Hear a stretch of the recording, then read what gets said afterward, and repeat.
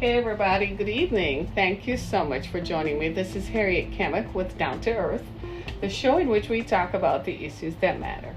And today on our show, I am so pleased to have Dr. Steve Perry. He's a renowned educator and who has a unique specialty that I think we should all have this conversation. And it's kind of coincidental because just a few minutes ago, the Supreme Court of Michigan has just handed down a ruling for the Detroit students who sued the government. They sued the state government for their right to an education. So I'm curious to know what Dr. Perry thinks, and I'm inviting all of you to this conversation. I think it's a conversation we need to have, especially in light of what we're seeing with the potential violence against blacks in America. I think we need to speak up. And so one of the things we are doing here at Down to Earth is having more folks on who have a space and have a voice. We need to bring these voices forward, and we have to speak up. We can't sit silent. We can't stay silent. We got to speak up, right?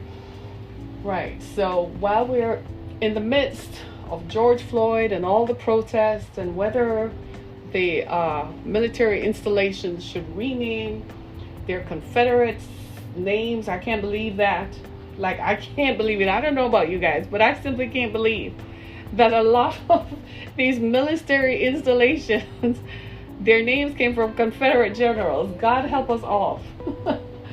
Do you see what I'm saying? I mean, these are the monuments to the very movement that enslaved us. And 400 years later, here we are, still fighting violence, and you mean to tell me you have to think about renaming these things? Man. So anyway, I want to welcome to our show this evening a gentleman with whom I've just made an acquaintance. And I had to, it's one of those things where you read about people and you read about them and you feel reverenced by their presence. I feel as if this is a gentleman whom most of America has probably been introduced to, but I think we need to know him better. I think he has a story to tell, and he has done tremendous work in the northeast section of the country, in Connecticut, and now in New York. But I think his voice in education, he has become an advocate for disadvantaged children and children who don't have a voice. I kind of resonate with him just a little bit because I could have been one of those children, right? In fact, all of us could have been, because of historic and systemic racism. So I feel that having Dr. Perry on to share with us his views on education. Is education a right, or is it a privilege in America? So without further ado, I want to welcome to Down to Earth, renowned educator and speaker. He's also an education contributor for CNN and MSNBC, Dr. Steve Perry. Hey, Doc. Hey, Sid, how are you? I am well, and you?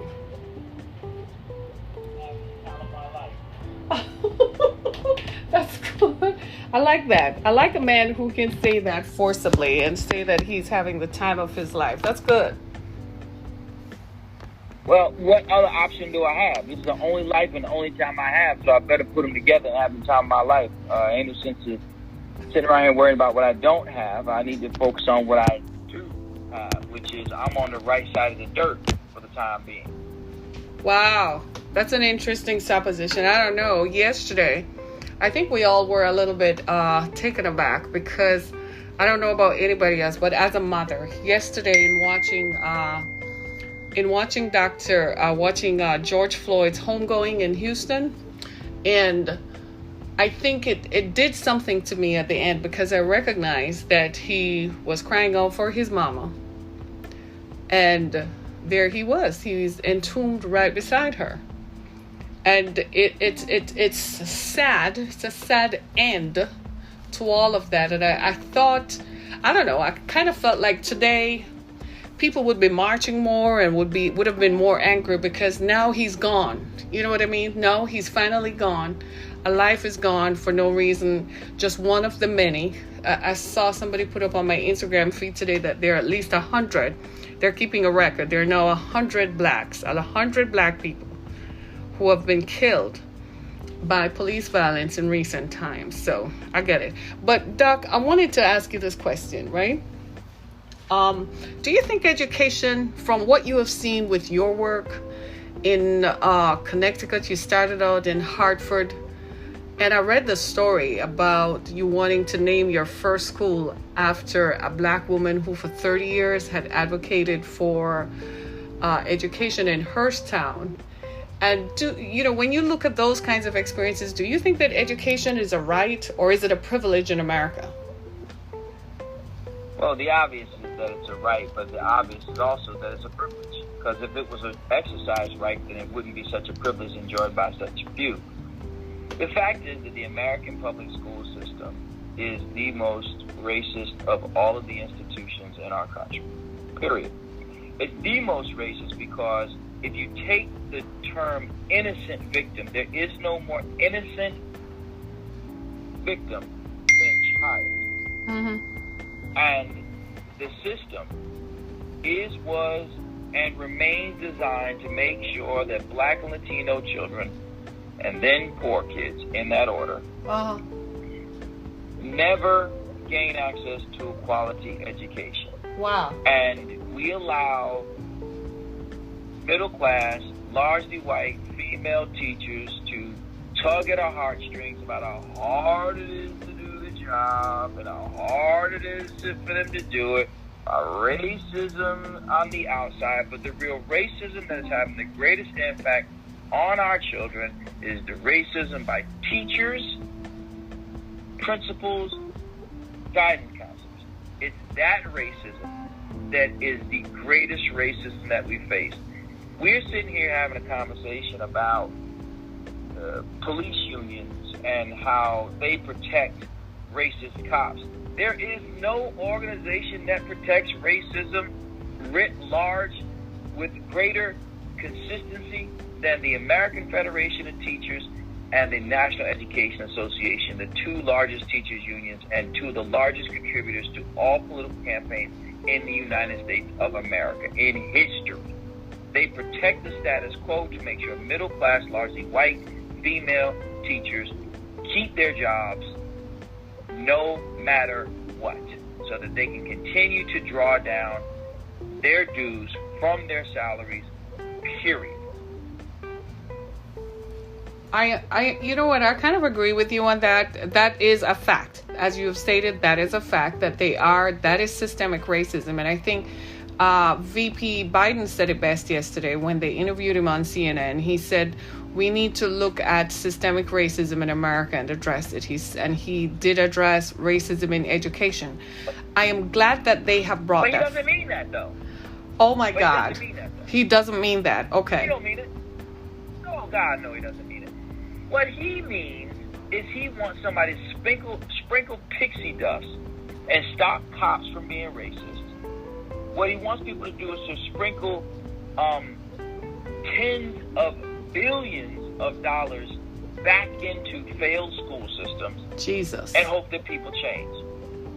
But you cannot, you start to talk about the ruling in Detroit. Mm-hmm. And the truth is that it is unconscionable that anyone would give the Detroit public schools another penny to do anything. For what? Why? But let me ask you why. That's a good question. Why? Because what they also did around here was the former governor, the Republican governor who exited 2 years ago, thank the Lord, he started something called charter schools. What we know that the history of charter schools are that they're very low performing schools. Children do not graduate with a readiness for college. Not true at all. Well, here in Michigan, that is the story. No. In Michigan, some of your top performing schools are charter schools. In Michigan. No, in Michigan. In Michigan, the state, mm-hmm. some of your top performing schools are charter schools. In Michigan. Not around Detroit. Not the ones in Detroit. I can tell you that. Not the ones in Detroit. There's a group called Cornerstone Schools here in Detroit. They have a 12th grade who just graduated. 12th grade seniors who just graduated. Not one of them is going to college. Not one. None of them are prepped and ready for college. And to me, for me, if you're not getting students ready for college, then why do you exist? And so then why would we have under any circumstances? Because what we found in Michigan is that those schools are owned by the DeVos family. So what Snyder did. No, they're not. They're not owned. No, they're not owned. They get, well, Charter schools are not owned. Okay, let's say they're not owned, but they're an agency. They formed an education commission, the former governor, Engler, years ago. And what they did was create an economic opportunity for other people to get paid by the state government to say they're providing educational services to children. In fact, the buildings are rotted. They don't follow the Michigan curriculum, but somehow they pass the children just so they can continue to get funding. So, again, you're on the right track when you say that what you really are saying, and I want you to put it into words, is that white Americans, white politicians, white policymakers are not interested in educating black children. Simply put, that's it. That's it. Well, so the truth is that most of the people who are in education, in charge of education, are white. There's a fact there. Right. But the fact is, we're going to talk just about Detroit for a minute and some of the other Grand Rapids and others. There's a good size percentage of us. And the bigger point is anybody who's making money off of the school's system status quo, because you only have, the majority of the kids in Michigan still go to traditional public high schools. Right. And those schools, especially in poor districts, are the lowest performing. Right. And right. so until such time as we allow children to go to the best schools for them, give universal school choice, that's the only way we're going to get out of this. How would we do that, Dr. Perry? How do you see that becoming a fruition and an alternative? How does that happen? Well, the only way it happens is if we allow children to go to schools. And what we need to see, for instance, as charter schools, I'm a person who runs charter schools, is that there's an opportunity for us as black people to run our own schools. Hello. And so why would we want to continue to send our children to failed school systems? Hello. Say it loud. Except for to keep people in the suburbs employed. Say it one more time. But I find it true. But how do we get black folks to be so engaged in the process that they see themselves as the solution to this? How can we do that? Well, I think that we have to create avenues, whether it be voucher programs or others, because people will make the decisions that they need to make for their children. Right. They may not come to a rally, or they may not come to any demonstration, but they will make sure that they get their kid on a bus to go to the school that they think is the best school for them.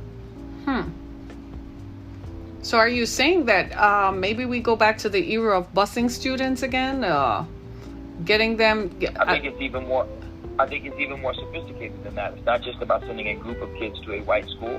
It's about allowing a parent to decide the best school for her, and allowing educators of all cultures, specifically in our case, Black and Latino educators, to create our own schools, sometimes within the same community. So it doesn't have to be that you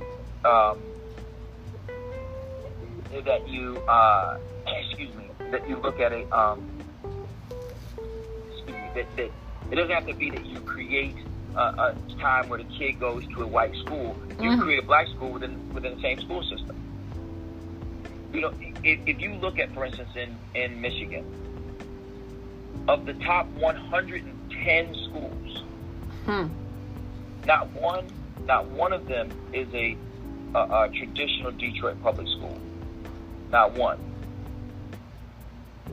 Not one. Really? So why? Oh, you mean in terms of elementary grades K to 8? No, I mean top performing schools, if you go to U.S. News and World Report. No, Renaissance High School is the number 5 now. Number 46. Renaissance is number 46, but Renaissance, is it a neighborhood school or is it a magnet school? No, it's a neighborhood school. Okay, is it a poor neighborhood? No, it's not a neighborhood school because it does take students from all over. Right. Yeah, so you're right. It's a magnet school. Renaissance is number 46 and so it's a magnet school. Yeah. So I'll say again, there's not one Jesus. Not one school that's a neighborhood school of any type. Jesus. In the top 150 from Detroit. In Michigan is a Detroit public school. Jesus. Take the wheel, Lord. But don't you think, Dr. Right. Perry, that some of this has to do with structural racism in terms of budget cuts that have perhaps detracted from the central core of education? It's structural racism, but it's not the budget. Because if it were the budget, then we would send kids to prison because that's where you spend the most money on. It's because they're regular old people, young and old, who are in working as teachers, who are the ones who are not teaching our children at the same level as other children. Jesus. And they don't want to hear that. People don't want to hear that. But then explain why. They say, well, they come in with less words than other kids. So teach your words. I mean, that's what you're doing all day. What else are you doing? You know something? I'm going to tell you something that happened. I agree with you because I had an encounter a few years ago with a school system that has since been shuttered in Michigan, the Inkster Public Schools. And it was brought to my attention that they were not teaching students, and I went to investigate myself. And when I did, I met the principal, and I found out that the teachers, who were just regular black teachers, were not teaching black students. And they were not following the curriculum as set out by the Michigan Department of Education. And when I brought it to the principal's attention, they seemed to have been more concerned about, like you said, getting a paycheck, getting home and living their lives. And they did not think that these students even deserved an education, which was shocking. But how I noticed too that in your it makes me wonder if your model of education is perhaps not something we should follow here in Michigan. Well, what we do, and I appreciate you saying that, what we do is what any schools that work to be successful are doing. And that is that we put in place a rigorous academic experience, and a lot of what we're doing is trying to right the wrongs of the failed school system. So we end up taking the hit initially when we take children in because they're so far behind. And it is our responsibility to move them forward. And that is not an easy task, but it does require that you have to go to school longer and you have to have people who are better at teaching.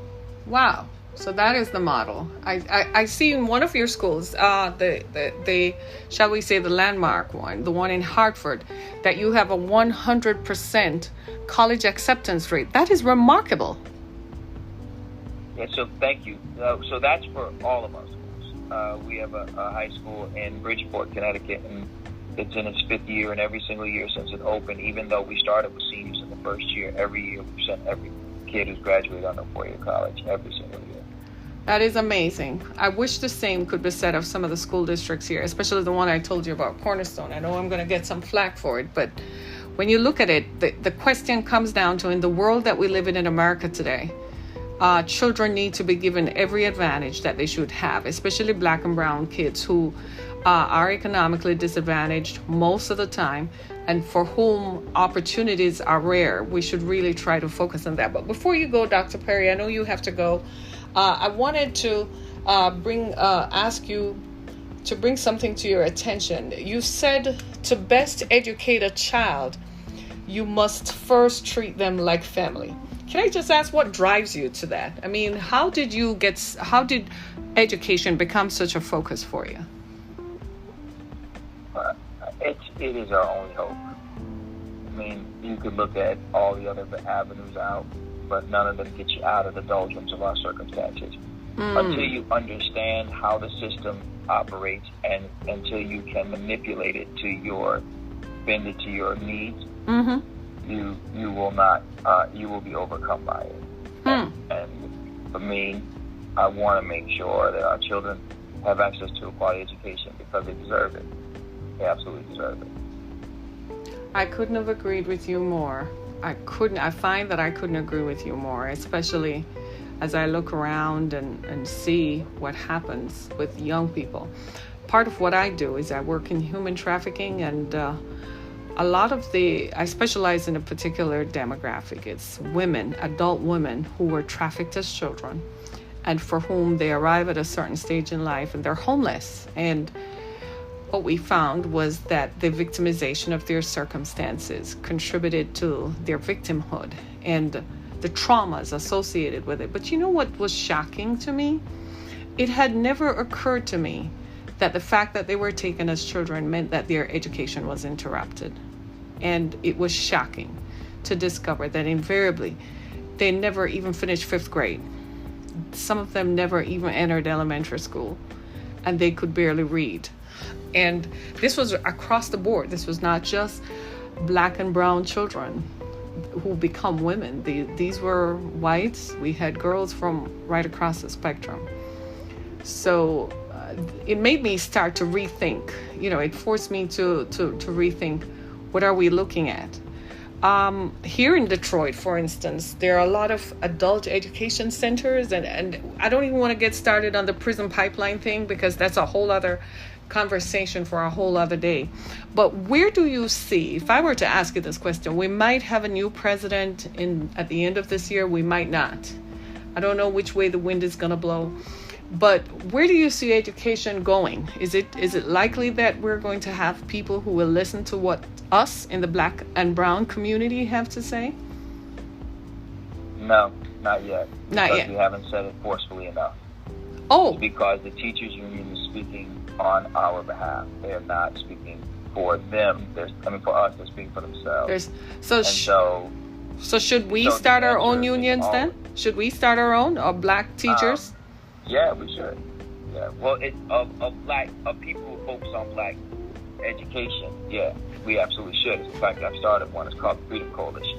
Oh, there you go. That's one of the things that we're doing. Okay, so you need to take that national, dude. Take it to Detroit. You could get a lot of support over here. Yeah. Well, that's what we're working on. That's definitely what we're working on. Absolutely. Listen, I really appreciate the opportunity. To talk to you. It was a joy, and I hope you guys get over that extreme weather that you're having out there. We will, Dr. Perry. Thank you so much for enlightening us just a little bit this evening. I trust you'll be well. Be well. All right, take care. Bye.